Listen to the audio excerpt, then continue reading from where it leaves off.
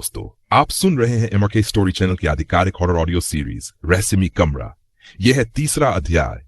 बेहतर अनुभव के लिए हेडफोन जरूर लगाएं। सपने से हकीकत रात का वो डरावना मंजर जहां राघव पर हमला हुआ था और आवाज गूंज रही थी। अब तेरी बारी है आरव। अचानक आरव चीख कर उठ बैठा। उसकी सांसें तेज थीं, माथे पर पसीना टपक रहा था। बाहर से पंछियों की चहचहाट आ रही थी।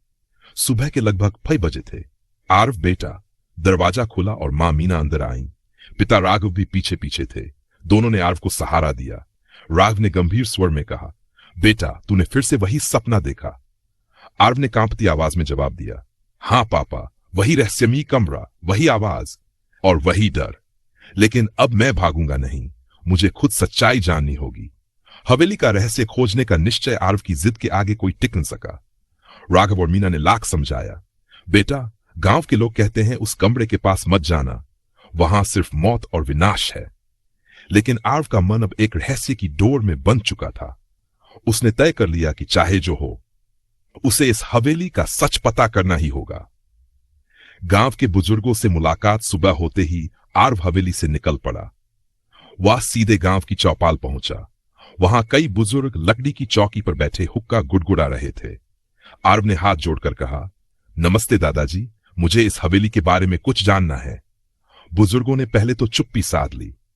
फिर सबसे बूढ़े शख्स रामलाल काका बोले, बेटा यह हवेली सिर्फ ईंट और पत्थरों का ढेर नहीं, यह खून और धोखे की गवाही है। आरव ने अधीर होकर पूछा, क्या सचमुच वहां किसी की आत्माएं कैद हैं? रामलाल ने गहरी सांस ली और बोले, बहुत साल पहले यहां एक राजा हुआ करता था, राजा राघवंत। उसकी रानी थी श्रीमती मीना देवी और एक पुत्र था आदित्य। लेकिन असली कहानी इनसे नहीं जुड़ी। असली रहस्य जुड़ा है उस औरत से जिसका नाम था चंद्रिका।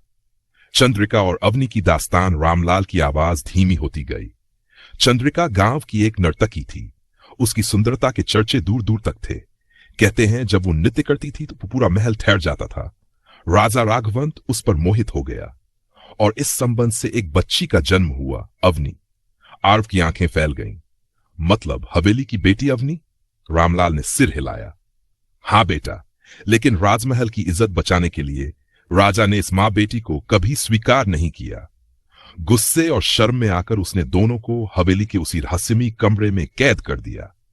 कहते हैं वे दोनों वहीं तड़प तड़प कर मरी और उनकी आत्माएं आज तक न्याय मांग रही हैं। आरव का निर्णय बात सुनकर आरव के रोंगटे खड़े हो गए। उसके मन में सवाल उमड़ने लगे। क्या वही आत्माएं मुझे सपनों में बुला रही हैं? क्या वही डायरी उनकी है? गांव के लोगों ने उसे चेतावनी दी, बेटा उस कमरे से दूर रहना। जो भी वहां गया वापस नहीं लौटा। लेकिन आरव अब डरने वाला नहीं था। उसने मन ही मन ठान लिया, आज रात मैं अकेले उस कमरे में जाऊंगा और सच्चाई पता करके ही रहूंगा। आधी रात का समय, रात के ठीक 1:30 बजे। हवेली सन्नाटे में डूबी थी। चारों ओर केवल झिंगुरों की आवाजें गूंज रही थीं। परिवार सो चुका था। आरव धीरे धीरे कदमों से उठकर उस रहस्यमयी दरवाजे की ओर बढ़ा। उसके हाथ में लालटेन थी। उसकी रोशनी कांप रही थी, जैसे खुद डर रही हो। आरव ने कांपते हाथों से दरवाजा खोला और अंदर कदम रखा। डायरी की तलाश कमरे में खूब अंधेरा था।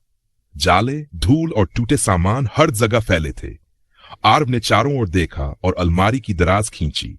वहां उसे एक पुरानी डायरी पड़ी मिली। उसने जैसे ही पहला पन्ना खोला, उसकी आंखें फटी रह गई। डायरी के पहले पन्ने पर लिखा था, अवनी और चंद्रिका की अधूरी गाथा। आरव का दिल तेजी से धड़कने लगा। उसे लगा जैसे कोई उसकी गर्दन के पीछे खड़ा है। Suspense ending. अचानक कमरे की हवा भारी हो गई।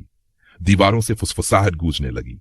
हमें न्याय दो, हमें मुक्ति दिलाओ, आरव कांपते हुए बोला। अब अवनी? और तभी उसकी लालटेन अपने आप बुझ गई।